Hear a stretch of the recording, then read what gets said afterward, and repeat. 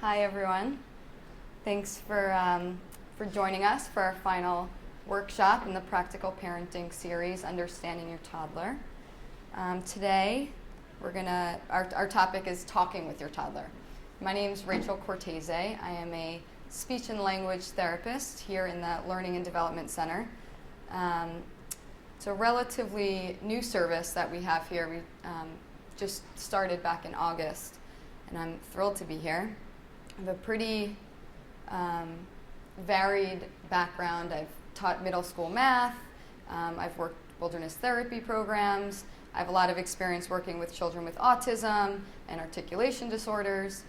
But really, my passion are these little guys and the whole idea of early language acquisition and how kids learn and develop language really from the moment that they're born and on through their toddler years. So this topic is definitely a passion of mine, and hopefully I hope to share some of the skills that we use both with typically developing children and also with kids who are having some trouble developing language, and hopefully you guys will walk away with some practical strategies that you could use with your own kids at home.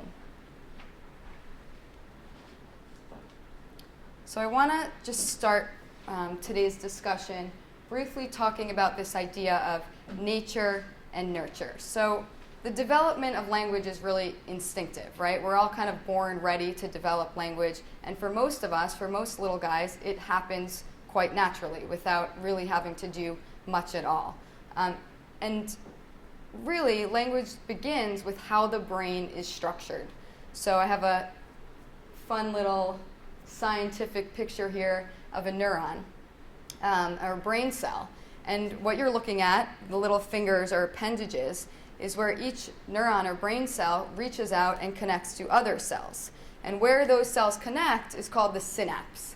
And what's happening as we, really our little guys, but anybody, takes in information through our senses, so through sight, hearing, touching things, those synapses are stimulated.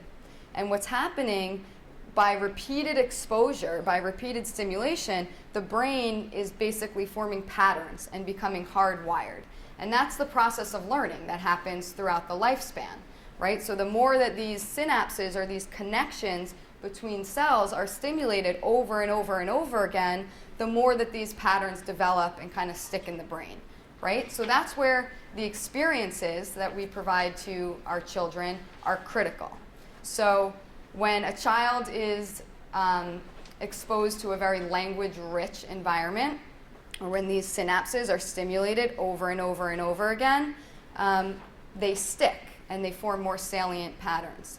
And so it's kind of helpful to think about it in terms of the use it or lose it philosophy of learning a foreign language, right? So when any of us who have learned a second language, if we use it quite often, it sticks, right? Our brain is forming these patterns, these synapses are being stimulated over and over and over again. And if we don't use the language for whatever reason, if we move away from another country, or whatever the case may be, we lose it. And over time, we kind of lose our ability to use that language. So this just has implications for intervention, and just for also for the types of environments and experiences we're creating for our kids. So let's think a little bit first about the importance of language development during the toddler years. So many of us know that this critical period for language development is between birth and 0 to 3, right? And the reason why is because the brain is so ripe for forming those connections during that time. And of course, learning can take place throughout the lifespan. As we all know, as adults, we continue to learn. But for our little guys, this is when they start from, a little cell in our body, and they start learning so rapidly from the moment that they're born. They're really taking in the most during that critical period. And so how we as adults respond to their attempts to communicate with us as they're learning to navigate their world and to communicate, we have an impact on their language development. As adults, how we respond to them either accelerates or slows down their language development.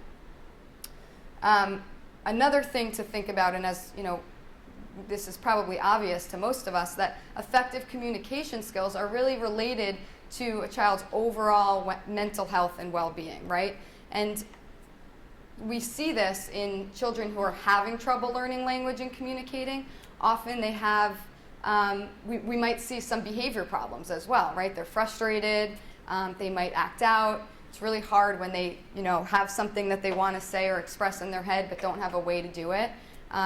So the research really indicates that between 50 to 80% of children with language disorders may have some co-occurring behavior problems.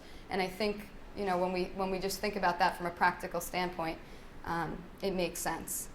And so there's also a lot of research about what delays in language development, the impact of delays in language development has on a child's ability to be successful later on in school. So we're really setting that stage super early.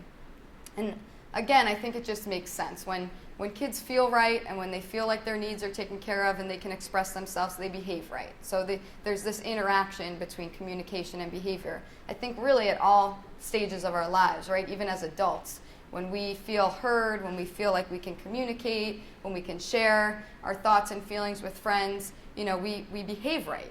And when we don't, even just think about your relationships with some friends, or your interactions with some people. If certain people are maybe seen to be aggressive or jealous, there's something going on there that maybe they're not feeling heard.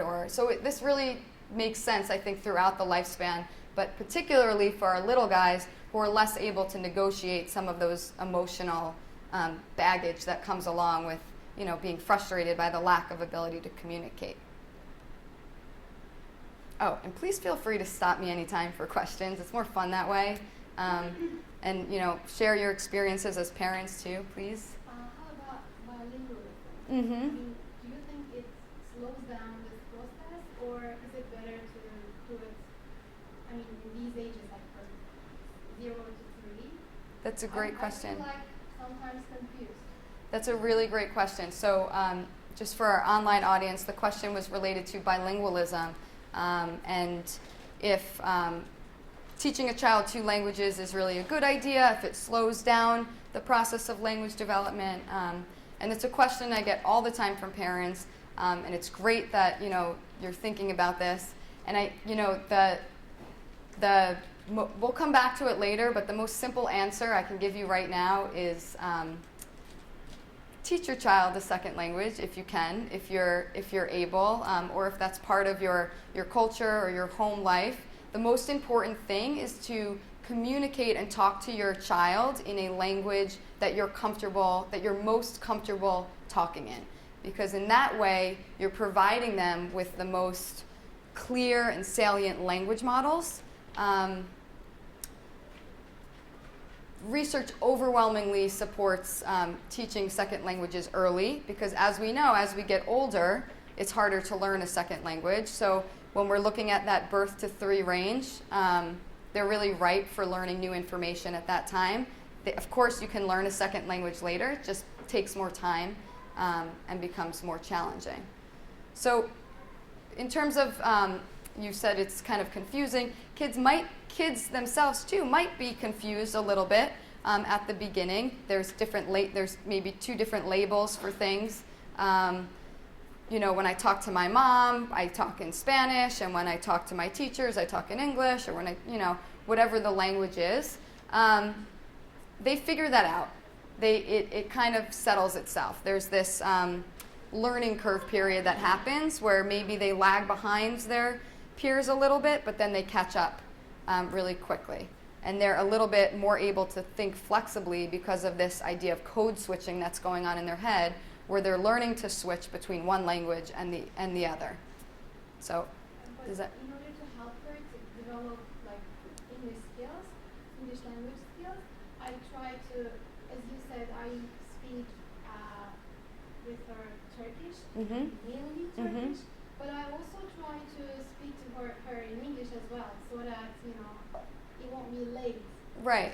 She goes to school, but just 2 days, 2 hours, it's not enough. Exactly. So, but she's exposed to English all around her. It's not just school, right, when she goes out into the community. And so as long as she has skills, just even in her native language, in her first language at home, those skills will transfer. So you're kind of giving her the fundamental skills of the intention to communicate, the back and forth exchanges, and all of the other stuff will transfer into the other language a little bit later. Okay, and we can talk more about it. But it's a really good question. It comes up a lot for parents.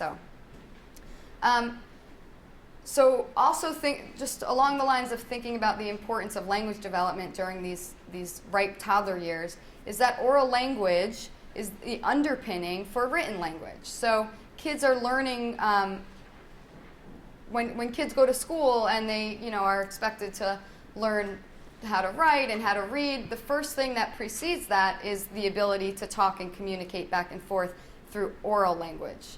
So we're really setting the stage for their academic schools and skills and their school success from a really early time in their development.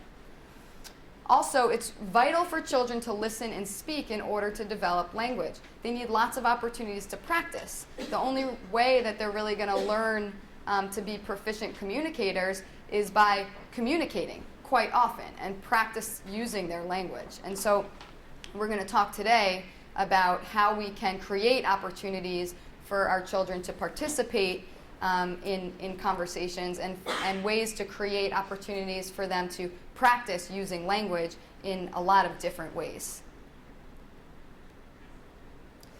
So let's talk a little bit about what comes first. So a lot of times when I see little guys in the clinic and they're not talking, a parent's first instinct is, they want their child to talk, and so the conversation is very focused on actual expressive language output. So we often have to back up because there are some precursors to language, and there are some things that are setting the stage for speech and for language to come before we even think about first words. And some of this stuff is actually quite fascinating and quite interesting. So Piaget, yes? Are you going to be giving this out at all, this handout?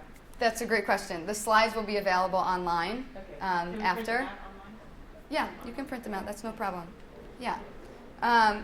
So this is kind of my favorite little nugget here. My favorite precursor to language is what Piaget talked about, and he's really interested in play and looking at play in children. And so most of us know that a child's play is their work.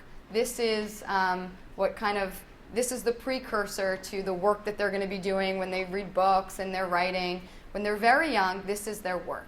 And so what's fascinating is that the development of play really mirrors their development of language. So language is symbolic, right? So we need to learn that the word phone represents this object right here, right? It's a symbolic relationship. And so when we see this idea of symbolism developing in our children's play is around the same time that their first words come out, which is about a year. So it's a pretty fascinating concept. So what do we know about kids or infants really, when they're first exploring objects? And what's the earliest phases of play, I guess? Anybody? They put it in their mouth. Exactly. So the first thing that children do is they explore things by putting it in their mouth. Then what happens? What do they do after they're done kind of putting it in their mouth? What might they do with toys? They what? Yeah, they throw it, exactly. So they might start to throw a toy. Then they might start to bang it, right? So if you give them a pot and a spoon to a 7-month-old, a 6-month-old, they're happy. They're banging it. Or if they're sitting at the dinner table, maybe they're banging their spoon, right? And then what happens is the development of symbolic play. And what do we mean by symbolic play? It means that they are representing real things that happen in life with their toys. So a really simple example is putting the baby to sleep, right? They have to have the concept in their head that this baby, this doll, represents a real person or a real baby. The same thing with their bears or their stuffed animals. They might tuck the bear in, they might feed the bear. So it's a very sophisticated thing that's happening in their head, the development of this concept that this bear, this teddy bear, represents a real life baby, and I can do things to this baby the same way that my mom maybe did stuff to me, right? Change the diaper, feed them, all those types of things. After that becomes, we see more types of representational play. So that's where, like, you know, I don't know, maybe a toothbrush becomes a microphone, right? So they're representing a real life object with something else that's not that. Or a hairbrush, you know, might become a phone. They might put like a hairbrush to their ear. So what Piaget is saying, that there's this new capacity in these little guys to represent things symbolically. And that's where we start to see the emergence of first words. They know that this word that I use represents this real life object. And if I use this symbol or this word, maybe I can get that thing. Juice, ball, bubble. So that's one precursor. So looking at a child's play can really give us some important information about a child's readiness factor for speech and language, right? So if a child's still, you know, banging toys and throwing toys, we might not expect yet to see the emergence of first words. So this is one thing that I really work with parents on, is kind of building those play skills first before we are going to be expecting our kids to use words to communicate. So Vygotsky, he talked about social interactions being the basis for language learning. So a child requires active and direct participation of a more competent communication partner. It could be an older sibling, but someone to kind of show them the way through interpersonal relationships. And it's acquired through these social interactions. The example here, it's not really an example, but the study I always like to talk about, because I think a lot of people saw this maybe about a year ago in the New York Times. They highlighted a study about little kids learning a second language. And the study compared a group of little kids who watched videotapes of a second language on the TV with an adult teaching them the second language. So it was basically the same protocol, whatever the interaction was, like whether it was like direct vocabulary intervention, whatever it was. One group of kids got this this training through TV, and one group of kids got this training through actual adult facilitators. And what they found was that the group of kids who were experiencing this with the adult communicators did much better in acquiring the language. So it's just really interesting. I think that it just goes back to our innate, you know, that we're hardwired to be social beings, and that we learn through social interactions. Obviously, this has implications for our children learning language, right? The American Academy of Pediatrics right now is recommending really no TV for kids under 3. And if so, very limited amounts, because it takes away from the time that they're interacting socially or playing, which is really the precursors to language development. And then Nelson just talked about the fact that everyday life routines are really the basis of knowledge learning for kids. So it's not that they need any type of, our little guys don't necessarily need any type of like highly specialized bells and whistles, you know, program going on. They need lots of just everyday routines and lots of everyday experiences that, you know, us as parents were really equipped to give to our kids. And so there's some other research that also has implications for language learning that talks about what gets the most attention and remembered may be determined by the importance or relevance of something to the individual. And this makes sense for us too, right? If we're interested in a topic, we're probably going to remember it a lot more than if we were completely bored or uninterested. It's true for how we interact with others too, with our friends, right? We remember things that are important to us. So we'll look a little bit more closely too about how these types of like routines can really help a kid learn language early on. So yeah, this one more quick point about this. The first words are often mama, dada, ball, things in the child's immediate environment that are super important to them, right? Those are usually the things that we see first. Okay. So again, as we talked about, words just don't come. There's kind of this continuum that happens before words and language children use words and language. And our kiddos communicate with us for many different reasons and in many different ways. So again, let's go back to just the examples in our own lives. What are some of the reasons that we communicate with each other? What are some of the intentions or some of the reasons why we use language? Communicate needs. Okay, right, to get our needs met, to communicate our needs, exactly. What else? Emotions. To like tell someone how we feel. What else? Gather information. Yeah, to get information. We might need to know something, right? So to get information and to give information, right? So we might need to tell somebody something. Our kids, the same is true for our kids. They're communicating in a lot of different ways and for many different reasons. So this starts with our newborn little guys who are really just reacting to things in their environment with no specific communicative purpose.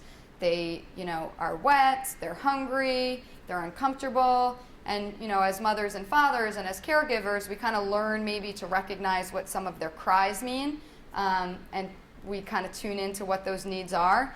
And what we're doing when we recognize those things is we're assigning meaning to something that doesn't really have a communicative purpose, right? So our kids are just reacting to things, and we're responding and assigning meaning. So when our little guys are babbling, right, we might respond to that babble with either babble ourselves, or we might kind of put a word on it. If they're babbling, we're going to talk to them back. And by doing that, they're kind of learning that they're, as they're reacting to how they feel, that they can actually send us a message, right? So we're kind of shaping this non-intentional communication into something that's more intentional, so that they can use their language, their vocalizations to give us information, to get their needs met, to tell us how they're feeling. Exactly. And so what evolves from this non-intentional communication is that they begin to send us very intentional messages, but maybe without words. So what are some other ways that our little guys send us intentional messages without words? What else do they do? Yeah, exactly. Body language. What? Someone else? Pointing, exactly. So they might show us. They can't tell us like, oh, look at that cool bird flying through the sky, but they might point, right, to tell us something. Or gesturing, they might put out an open hand to say that like they want something. They might point to their diaper, if they're there and they kind of know that there's something going on down there. So that's next on the communication continuum. And then they start to use single words, right? So they might start to label things in their environment. They might start to say more, eat, up. And then from there, they're combining words and ideas in more complex ways. So really, the take-home message of this continuum is that interaction comes before language.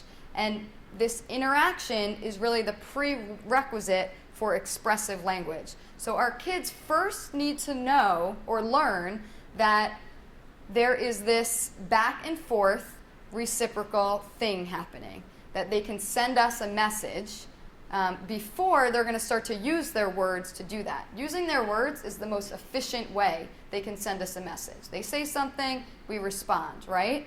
And so in order to do that, we're really setting the stage by building really strong interactional skills with our kids. So again, the intent to communicate, whether it's verbally or not verbally, must be present before they begin talking. They have to want to communicate or send a message back and forth with us.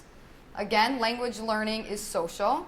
And just to kind of reiterate this point a little bit, this is really interesting, that the research shows that in quiet babies, so babies who don't babble a lot, and there's a range of what's considered, typical. Some babies are super vocal and babble a lot. Some babies are more quiet. But what the research shows is that in quiet babies, the parents also are more quiet because they're not responding as much, right? When a baby's babbling a lot, the natural tendency of a parent is to respond and to babble back or use more words. And so they're shaping it and giving the child more input than parents of quiet babies are given.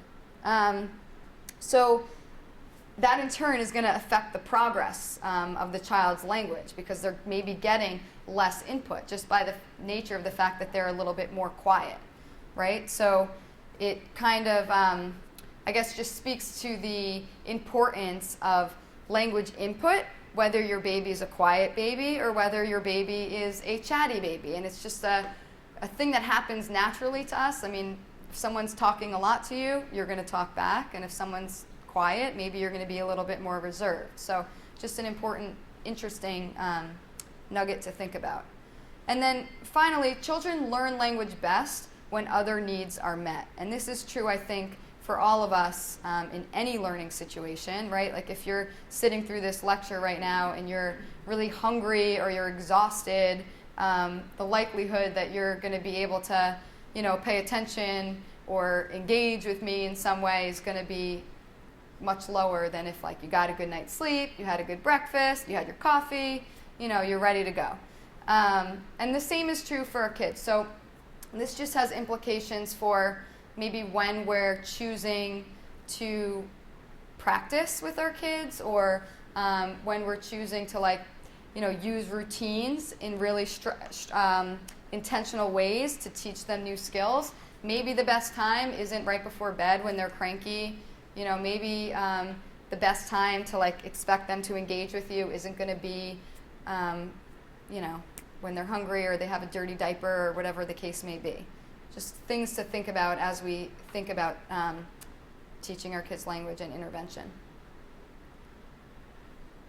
So when we're thinking about language development, a good place to start is to help our children do more of what they're already doing. So a lot of the strategies we'll talk about in a little bit are things that work for children across that continuum.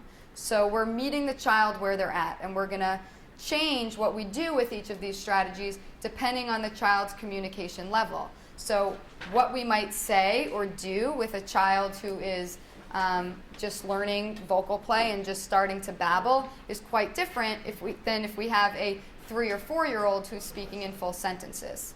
The important thing, though, is that as the parent, you guys have the ability to be excellent clinicians, no matter what stage of the game your child is in terms of their communication. So studies are really showing that a well-trained parent are getting the same outcomes as clinicians, right? So parents can be taught specific strategies to use with their child, and this leads to greater outcomes in the child's communication. So there's these shifts that happen in a child's communication based on the strategies that parents can learn to implement in day-to-day every interactions. And so these things are dependent, the amount of change in our kids in their language as you learn to use these strategies is dependent upon the amount of parent-child interaction, the responsiveness to child communication. So when the child attempts to communicate with you, whether they point, whether they look at you, use a facial gesture or a word, if we are responding contingently, which we'll talk about in a little bit, the amount and quality of linguistic input. Again, this goes back to the example with the quiet babies. So quiet babies might get less input, and this directly affects the communication results of the child. And then also the use of language learning support strategies, which is what we're going to talk about today. So how often the parents use certain language strategies that we'll talk about today was directly related to their communication outcomes. Questions on any of that?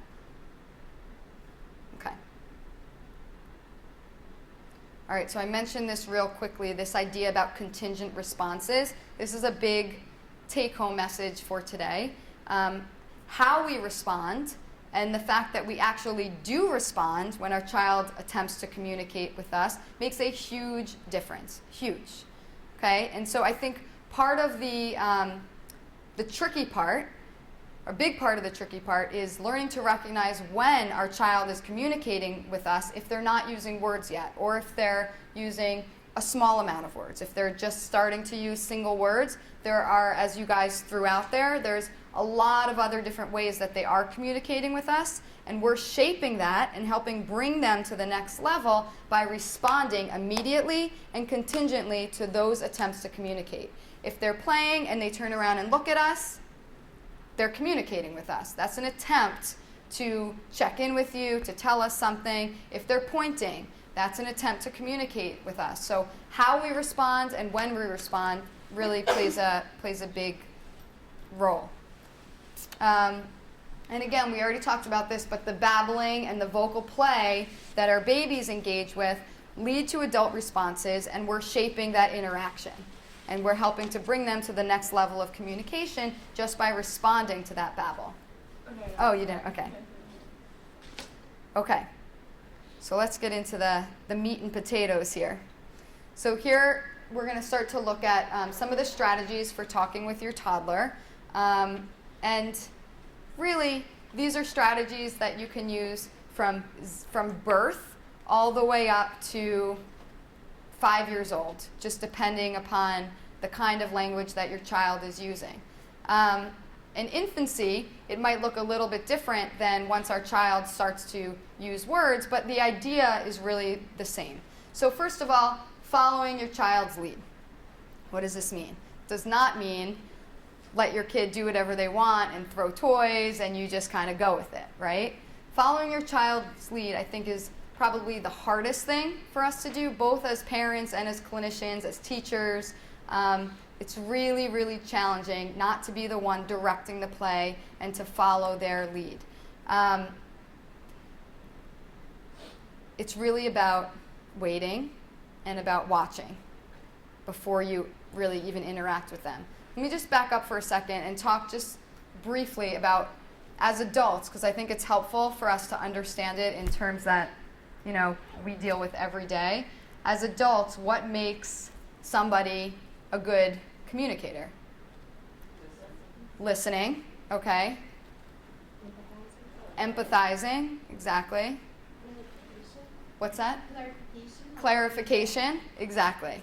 Okay, so the same is true for our kids. And it's especially true, the first thing you guys said, which was listening, right? If you're sitting, and empathy too, like if you're sitting on a park bench reading a book or a newspaper, and someone comes up to you, whether it's a stranger or your parent or a friend, someone comes up to you, and they're like, let's go to the movies, and they start pulling your arm, let's go to the movies, and you're like, no, I'm reading my book, I'm actually quite fine sitting here reading my book. They're like, no, come on, let's go, we're going to the movies. No, I'm okay, I'm reading my book, this is what I want to be doing right now. And this goes on and back and forth. You'd be like, you know, get away from me, leave me alone, right? So the same happens when we're playing with our kid.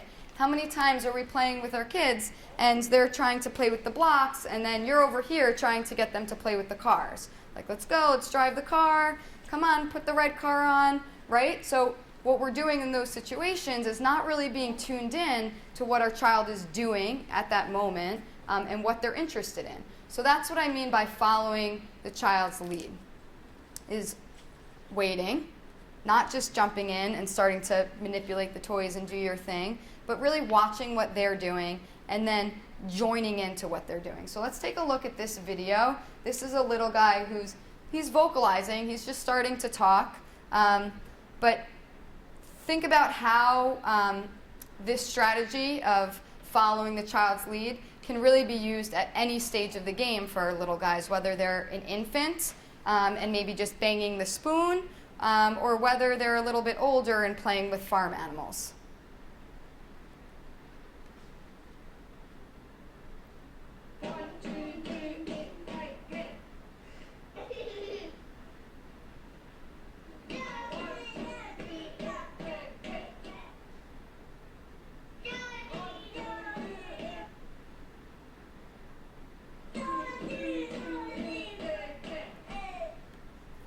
Okay, what do you guys notice about this little kid's speech or his language? What did you notice about him? Not very clear. I had no idea what he was saying. Anybody else? Yeah, couldn't understand. But what did you notice about her language? What was she doing? Let me see if I can. Imitating him. Okay, yeah, she was imitating him. And then what about her language? Just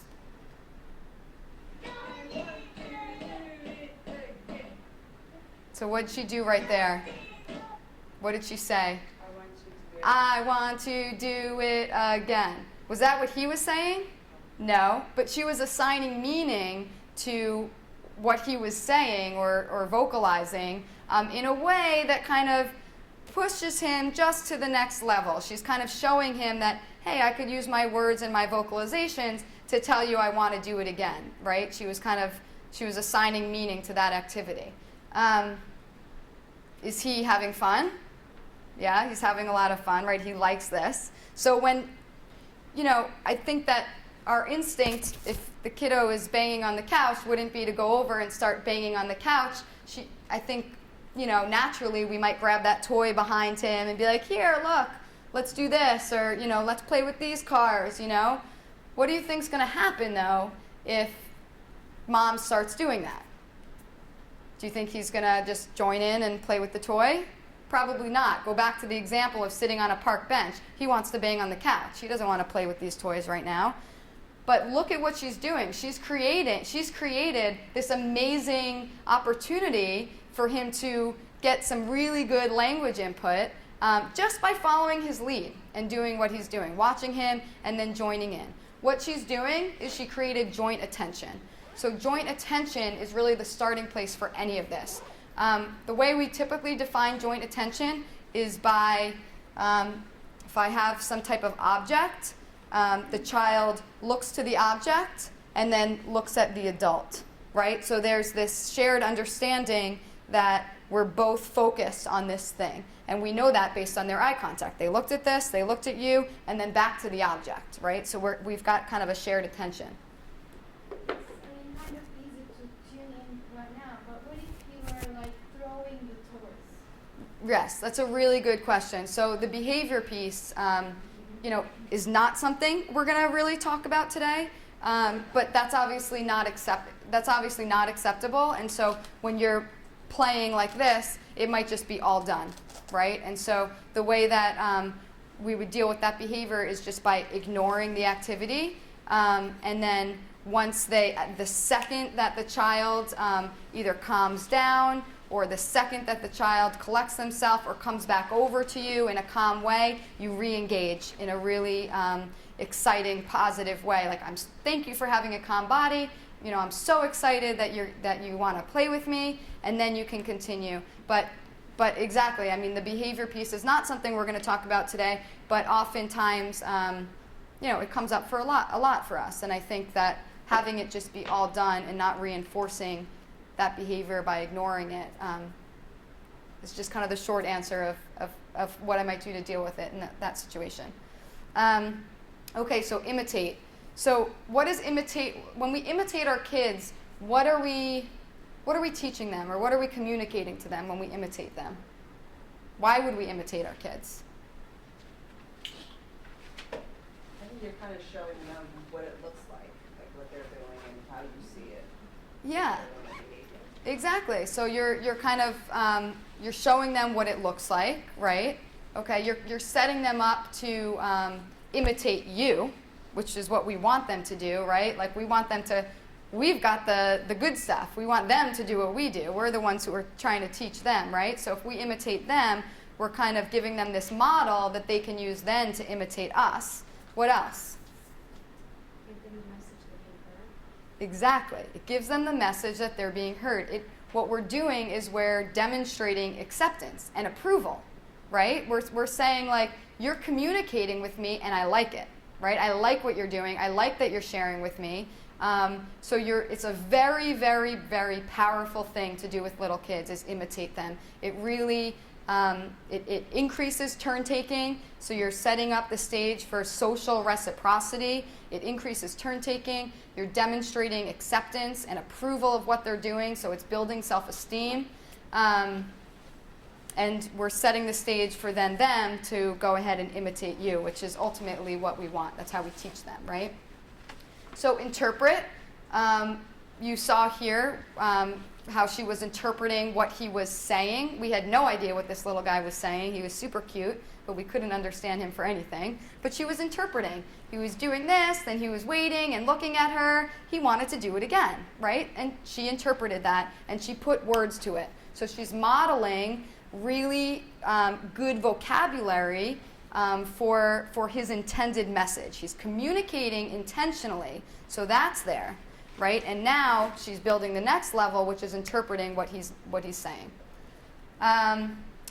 Expanding and recasting. So I don't have a video for this, and I know the videos are fun, so I apologize for that. But expanding, add words, and recasting. Again, what we're doing is we're teaching our kids that we approve of what they're saying, and we're giving them just the next language model that they can attain. So if a child says, I don't know, I always go to the red truck example, and it's so boring, but I can't think of anything right now. If a child's playing with a toy and says red truck, you're going to expand and recast. So recast is really just repeat. So you could say red truck. Again, same thing as imitation. You're saying, yes, I approve of what you said. Yes, I heard what you said. And yes, we're going to take turns saying things. Red truck, right?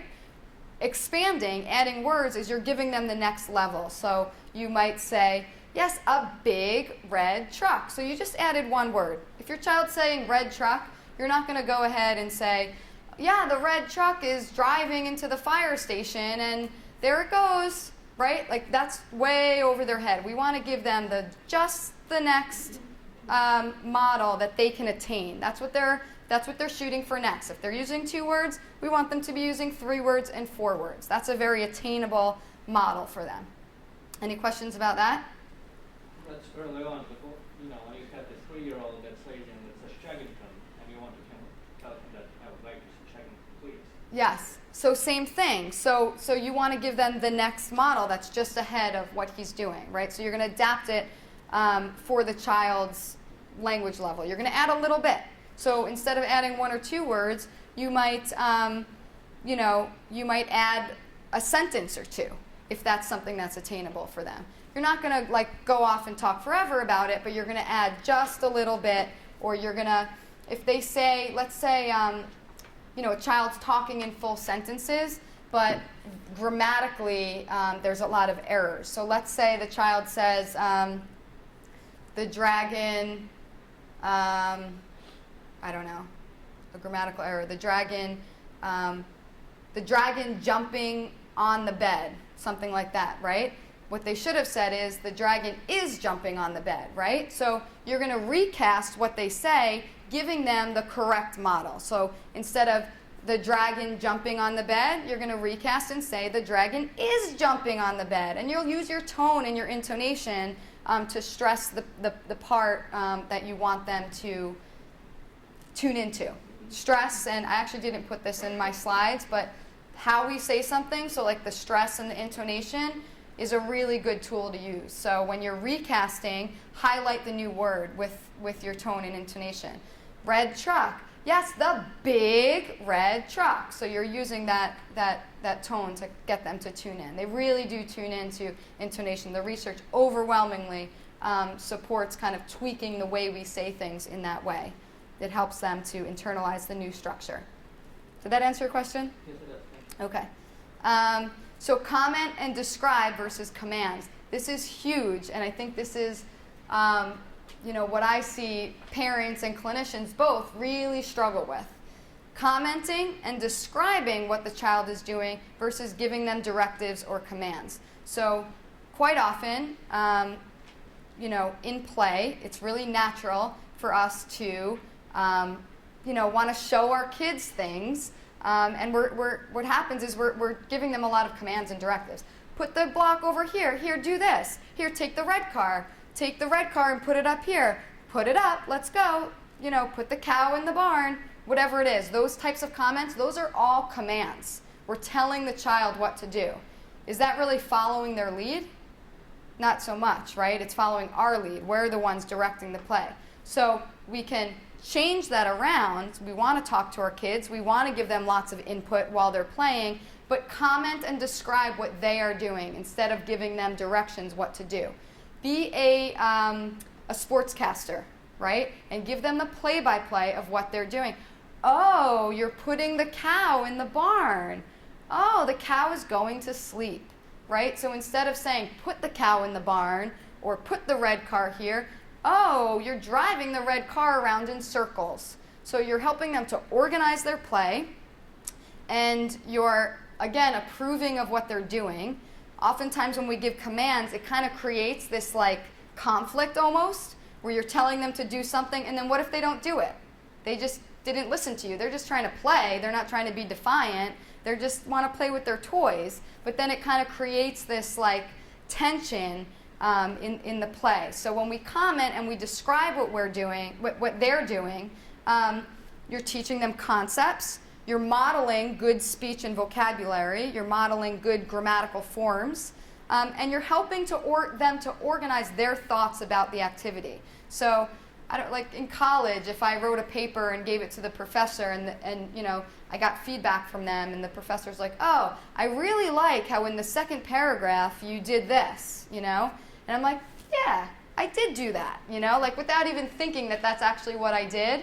And then maybe next time when I go to write a paper, maybe I'll use that same writing technique again, right? So we're doing the same thing for our kids. Like, oh, you're putting the cow to sleep. Maybe they weren't putting the cow to sleep. Maybe they just put the cow on their side, you know, laid the cow down, but now they have a new way, a new framework of thinking about the concepts in their play.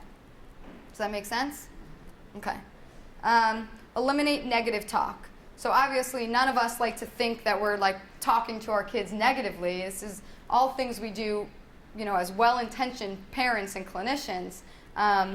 By negative talk, I really just mean things like, no, sweetie, that's not where it goes, right? Or the sky's not pink. Like if they're coloring the sky pink, you know, you might say, the sky's not pink. Well, you use the word not, so it's a negative talk. Or, no, that's not where the cow goes. You know, you use the word no, so it's a negative talk. You don't mean it to be negative, of course. You're just interacting with the child.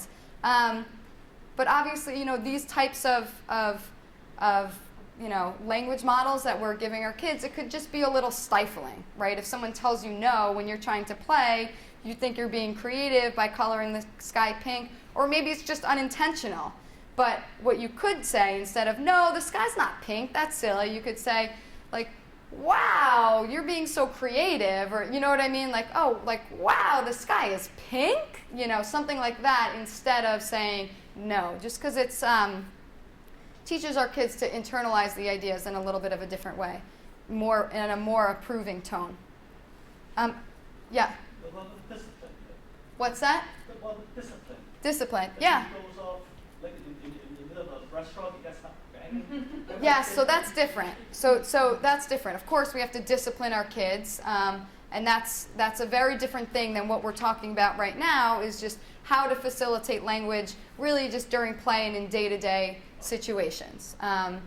You know, if a child's doing something that's inappropriate during play, you know, like I kind of alluded to before, it would just be all done, right? And you would just ignore the behavior that's going on in that moment until the child, the second they do the right thing, you want to catch them being good, and you're going to reinforce that, right? So the positive reinforcement works much better than the negative reinforcement of, no, don't do that. When they are doing the right thing, you want to catch that immediately and respond.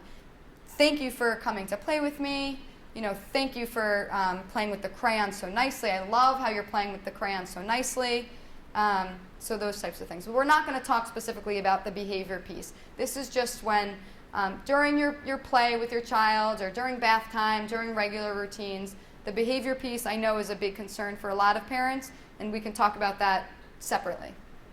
So just, you mentioned it before about the sky being pink or whatever, I mean, so you're not necessarily correcting, because my daughter used to be very adamant about the color, even if it's wrong. So, or whatever it is, you're not trying to correct them. Right.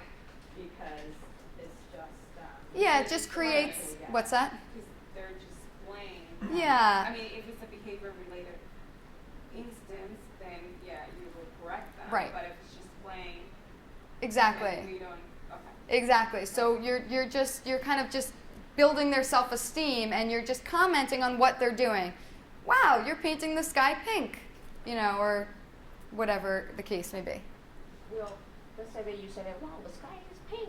Then I said, I don't think so. Can we go look at the sky?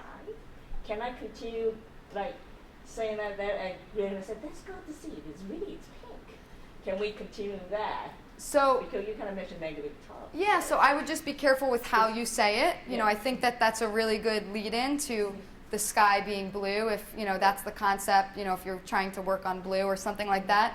But the one thing you did say there was, I don't think so, right? Yeah, So the don't is the negative talk. It's really hard. It's really, I know it's so simple, it sounds so simple, but it's so hard for us, as parents and clinicians. It's really like learning a new language, and it takes time and practice. So, I bet some of you will go home and you'll be interacting and be like, oh, don't be so hard on yourself, because it takes sometimes years, and months of just practicing learning this new way of thinking or talking with our kids. But yeah, so instead of saying the sky is pink, I don't think so, let's go look at the sky, that, change that I don't to, oh, the sky is pink, I saw the sky and it was blue. Right? So right there, you're adding something, but you're not using a negative, right? So, or I wonder what it would look like if we looked up, if we went outside and looked. So you're doing the same thing, but you're just kind of eliminating that negative word of I don't think so, or no, it's not. If this eliminate negative talk, is it geared certain age group of kids? No.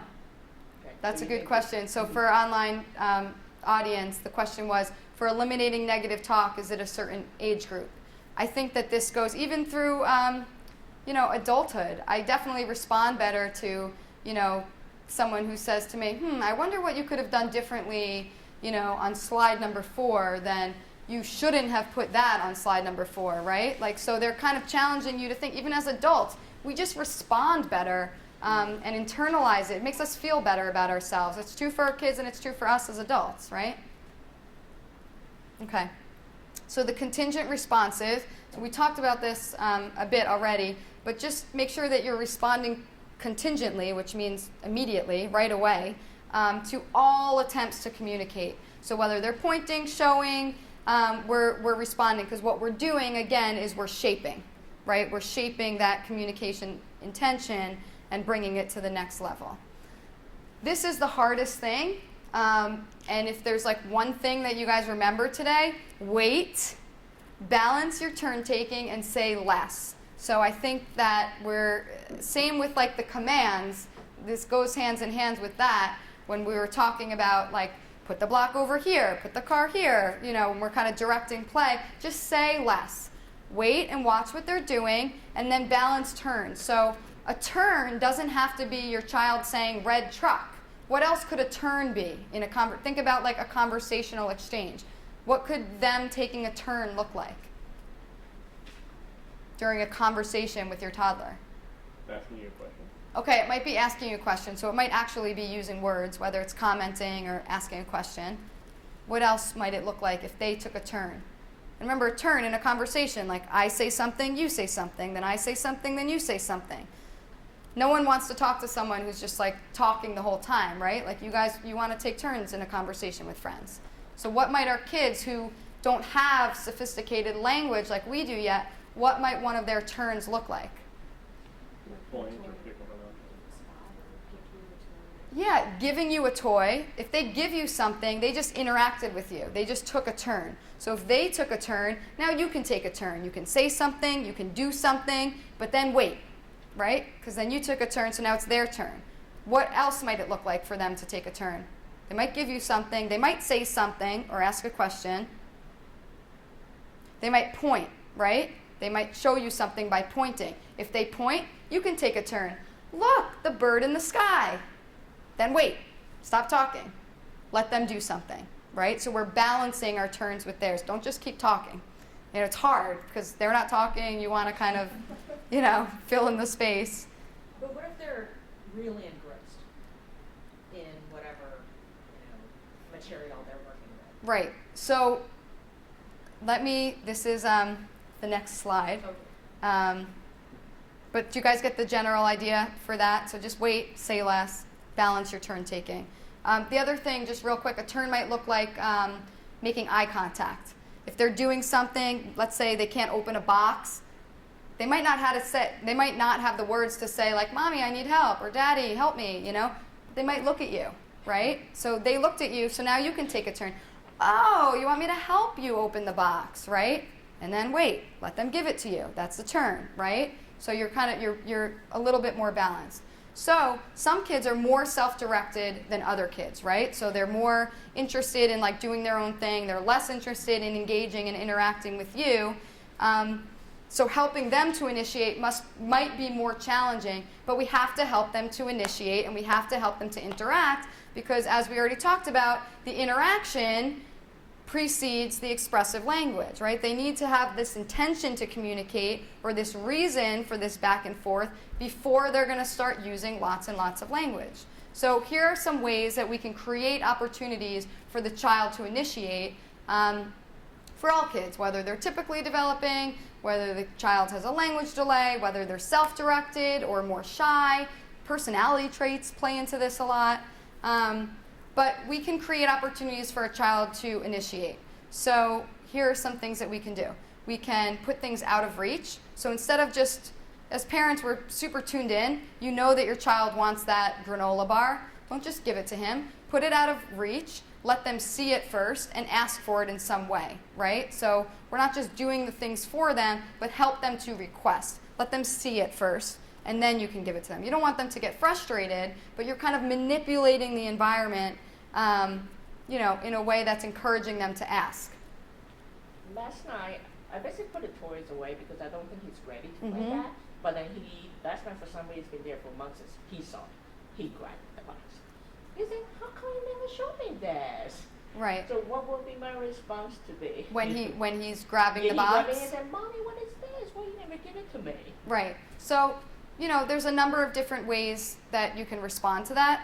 And I'll mention that in a second. But what we're talking about now is we're kind of talking about the precursor to that. So before something like that even happens, we're thinking on our toes about how we can structure the environment. So maybe things like that, you know, don't necessarily happen. Like the snack's not in his reach or the toy's not in his reach where he can just have free reign and go and get it, but he can see them, right? So he doesn't, the child shouldn't be given easy access to everything in their environment, but they should be able to, like, you know, see things that are desirable to them so that it encourages them to request. You know, you can, however you would normally discipline your child, whether we don't grab, use your words, you know, those are all like behavioral components that happen after the fact. But we're thinking about structuring the environment in a way, and it's you know, walk around your house and kind of take stock of how maybe you've created certain opportunities for your child to initiate. Where are their books? Where are their toys? Maybe certain desirable toys are a little bit higher up on the toy shelf in a way that they can see them, but they just don't have immediate access to grabbing them. We're encouraging them to come to you and to exchange with you and to ask. Piece by piece. If you're playing with Mr. Potato Head or a train set or a puzzle, instead of dumping all the pieces on the floor at once and just having them have free reign, maybe you give them one piece. And then it's like, "Oh, what do you need?" Right? And so they're kind of coming back and requesting more pieces of the toy. This is kind of a great way to encourage them to initiate and to engage with you. You have something that they want or you have something that they need. You're not really holding back, but you're just kind of tweaking the environment just a little bit, you know, and giving them things piece by piece. Forgetfulness is kind of a fun, silly little strategy to use. So this works really well in the context of routines that are well established. So if every morning, you know, every morning you come in and you put your child's socks on and then their shoes. One morning you come in and you maybe just put their shoes on instead of the socks. And then you just wait, right? You do something surprising or like forgetful, or you forget to do something that's predictable to them. Or if you're playing, I don't know, if you're playing a game that, you guys know your kids best and you know your routines best. If it's like a bath game or something, you might forget to like put the rubber ducky in if that's what they like, and it's there and you're kind of looking at them expectantly, waiting for them to react in some way, right? So you're encouraging them to initiate or to catch your forgetfulness. Silly mom forgot the socks, And that's the same thing with violating expectations. So in some type of predictable routine, maybe you give them the cup, but or maybe you give them the milk, but you don't give them the cup, right? So you're violating these expectations. Every morning you give them the milk and the cup, and you know you're going to pour. What if you just put the milk on the table, and then you wait, and you look, and then they might point, they might take a turn with you in a way that they wouldn't if you just put the milk and the cup on the table together. Pause a predictable routine or activity. So if let's say you are singing Itsy Bitsy Spider, and they love this game and they love this song and you do it all the time, invite them to participate by pausing. So you might go, the itsy bitsy spider climbed up the, and then you're inviting them to kind of fill in the blanks. And that can work too with with anything that you're doing, any routine that you've built, whether it's a game or a song. It works really well with songs specifically. But it encourages turn taking, and you're building that intention.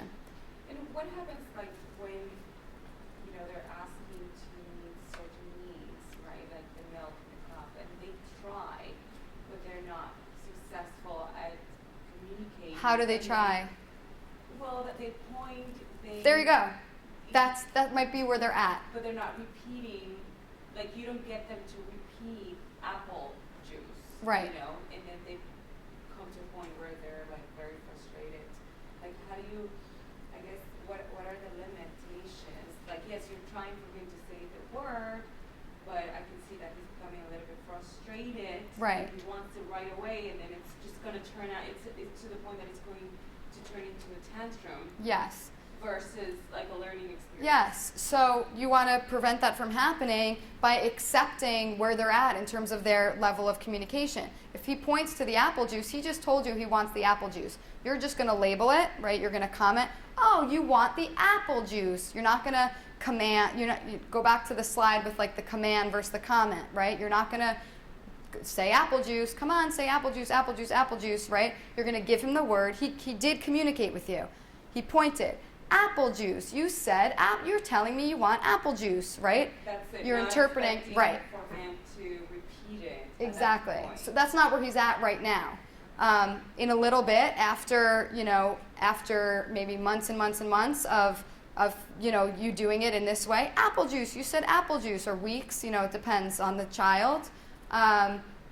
He's going to start to say apple juice, right, when he's ready to say it. It's certainly much easier for him to say apple juice than it is for him to be like, right? They're going to do what's easiest for them. Right now, this is easiest for them. You give them the label, you interpret, right? That's it. And that's it. And you can bombard him with the word because you want him to hear it and learn it.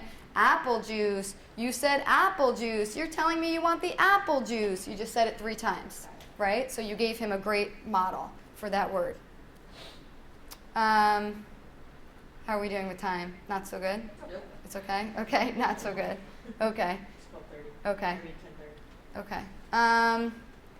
Let me just talk real quickly about this last slide, and then we'll skip all the rest because this is part of the meat and potatoes.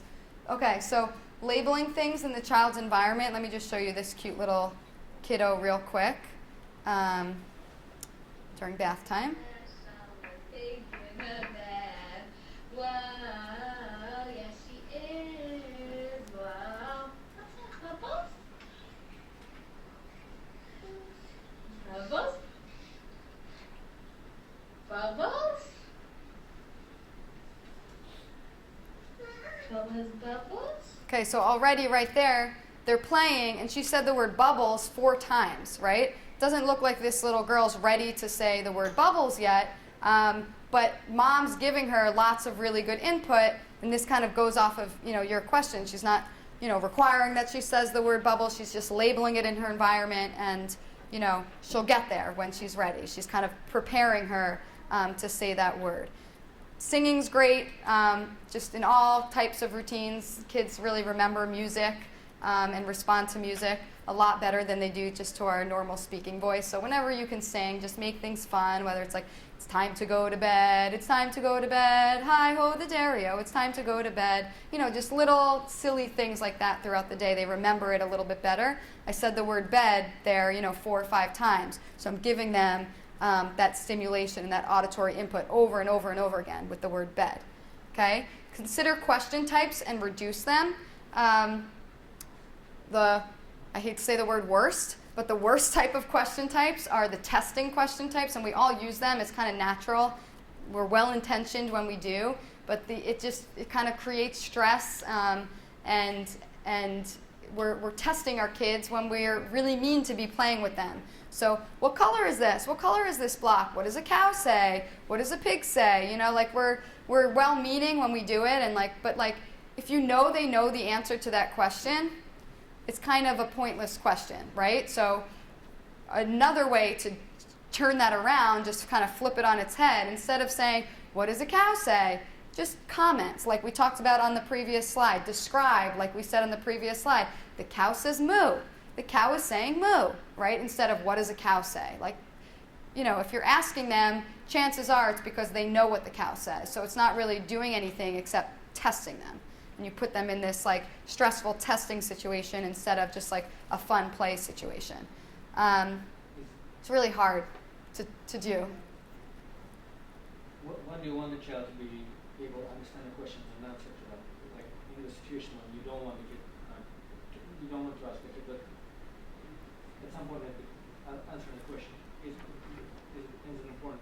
Absolutely. So exactly. So just consider your question types. So where types of questions, might be developmentally appropriate for your child, where is the pig going? I always like to switch the question types to I wonder, put I wonder at the beginning, I wonder where the pig is going. I wonder what the bear's going to eat for dinner. So you're not asking them, it just sends a different message. You're not putting them on the spot, you're wondering out loud.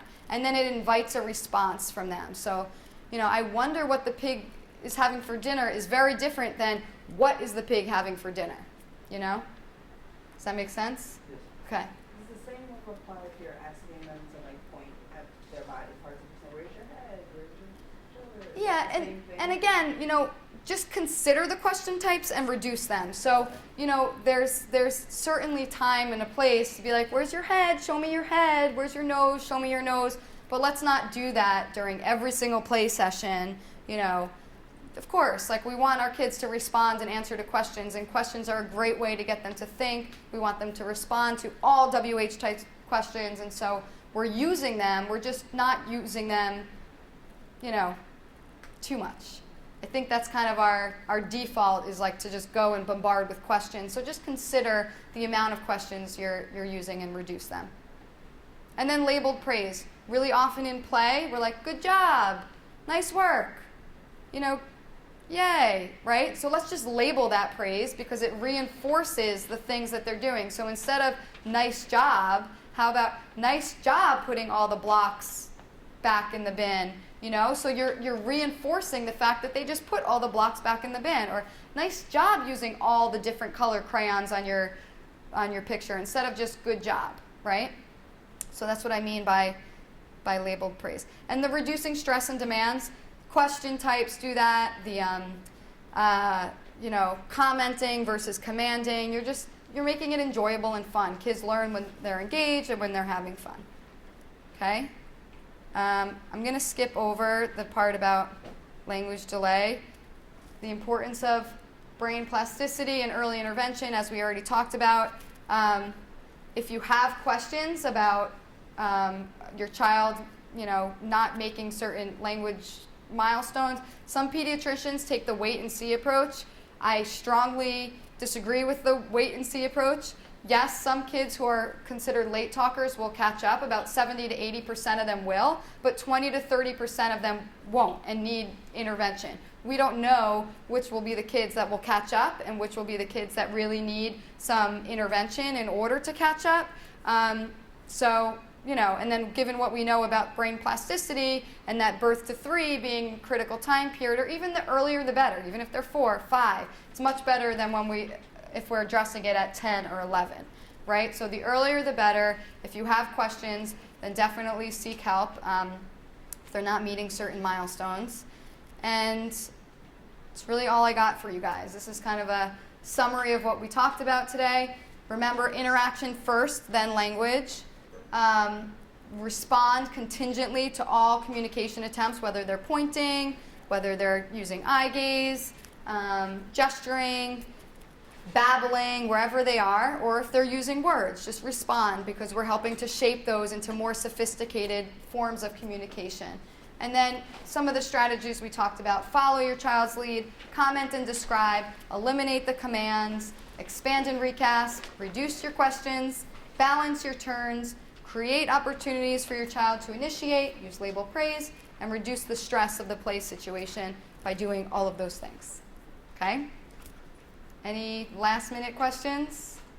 Okay, if so, come and talk to me after. I'd be happy to. Thank you guys so much for coming.